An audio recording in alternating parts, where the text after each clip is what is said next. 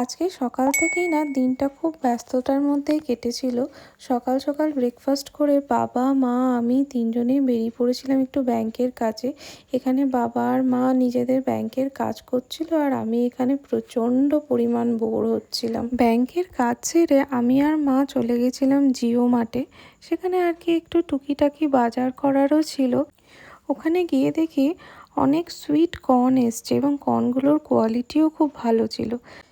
তারপরে বাজার সেরে আমরা বাড়ি চলে আসি এবং লাঞ্চে বসি। আর আজকের লাঞ্চের শো স্টপার ছিল গলদা চিংড়ির মালাইকারি। তারপরে খাওয়া দাওয়া সেরে সন্ধেবেলা আমি আর মা বেরিয়ে পড়েছিলাম একটু বাজারে, একটু কেনাকাটা ছিল আর কি।